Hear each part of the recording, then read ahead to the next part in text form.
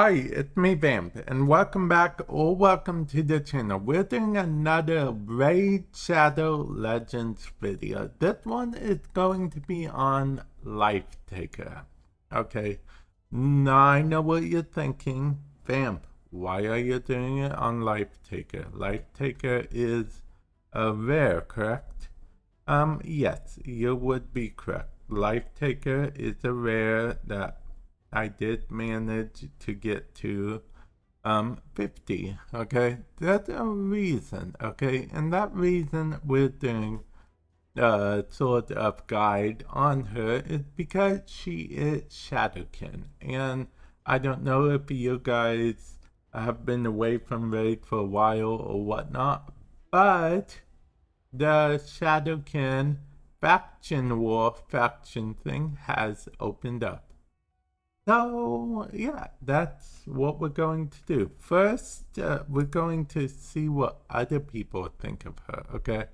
Other people think she's pretty awesome in the Fire Knight Castle, something to consider. And Spirit Keep, not bad. That's probably because of her one. I'll go over that in a moment. Campaign, she'd fine. Faction Wars, she'd fine. Minotaur, she'd fine. Most characters, most champions are fine with the Minotaur thing. But yeah, let's go over what I have on her, okay? I have on her a total of, well, first of all, so she'll get to 100% critical rate. I'll show you guys. 100% critical rate right here. So she has 102% total, which is fine as long as it's at least 100 critical damage. I decided to do about, as much critical damage as I could given these. I decided to put some of these critical, damage boots on her. I honestly threw accuracy on her just because, and technically she can use the accuracy because for one, heal reduction, and that's why it said that she's good at one of the, towers, because, heal reduction. So it makes it so the person, can't heal or reduce healing or whatnot, and that is very good actually. That's a very good thing that she does, and she does it with a 1, which means she can just keep casting it technically. Every time she attacks, it has a chance to do that. Buffed all the way up, it will be at the 35-40% chance, buffed all the way up. Not the best in the world, but with good accuracy, which we have decent accuracy, you can get her up there. Let's see, and then we have leg bind, which is another, decrease thing, debuff, if you will. Debuff the enemy, decrease speed, attacks one enemy 3 times. Each hit has a 50% chance of decreasing the target 10 meter by 10%. The third hit has a 50% chance of placing a 30% decrease speed debuff for 2 turns. This actually is not bad, which is probably why most people see her, why she's good against the Fire Knight, okay? Because of that. It's on a 4-turn cooldown. If you book her all the way out, 3-turn cooldown, and then this 50% raises up to 60-75% chance of decreasing the target turn meter by 10%. So at max, fully booked out, 75% chance to decrease the target turn meter by 10% with each hit. And the third hit had a 50% chance, again 75 once you've maxed out the books, of placing a 30% decreased speed debuff for 2 turns. Now, I haven't maxed her out yet, Mastery. Wait, we're getting ahead of ourselves. I'm going to tell you what masteries I'd go down with her. Now, in case you're wondering, but first we'll look at her third ability. It's okay. It's not bad. Once you fully book her out, it will be on a 3-turn cooldown.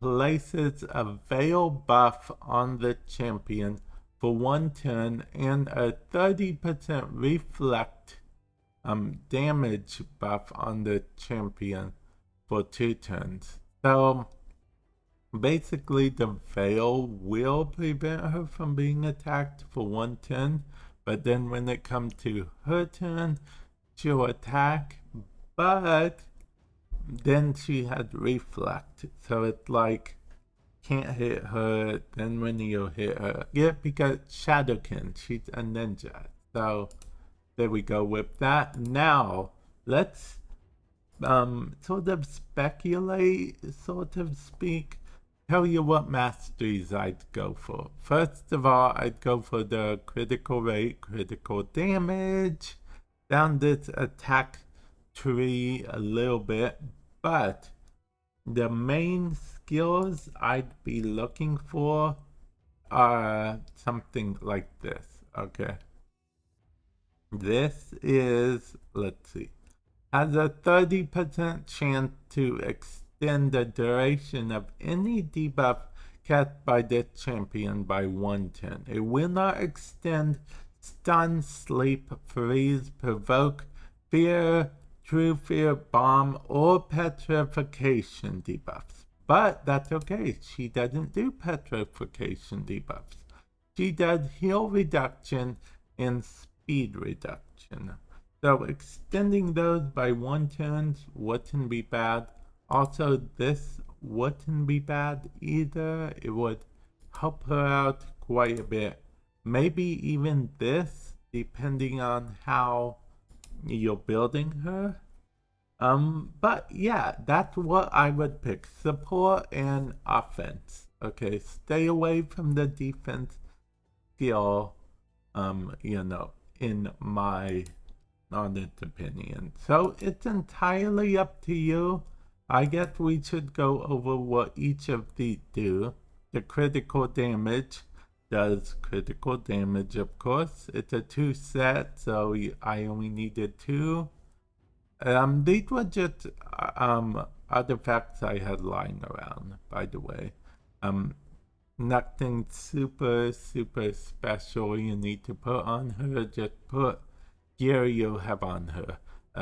It being matching sets, that's just a bonus. As accuracy, you know, plus 40 accuracy, like I said, her 1, 2, you do want to be landing those. Those are kind of her main bread and butter, especially her 2. 1 isn't bad in a very niche situation, but her 2 is where you want to be landing that. And then finally a cruel set. Plus 15% attack, ignores 5% of enemy defense, which can be good to deal that extra damage. And extra damage is what you need with her, because other than her debuffs, her damage is going to be a big thing, because since she's an attack character, all of her attacks are based on attacks. So 1, 2, based on attacks. And yeah, I've rambled on for quite a bit. If you do decide to use Lifetaker, let me know, comment section below if this guide has helped you in some way, shape, or form. This is just my recommendation on how to build her any way you want. Like I said, there are not many wrong ways to build her. Just make sure you build her enough so you at least have her ready for the faction wars. And, you know, as a bonus, maybe she can help you out in Fire Knight as well. But yeah, with that said, I'm going to end the video here. I will catch you guys in the future. Later.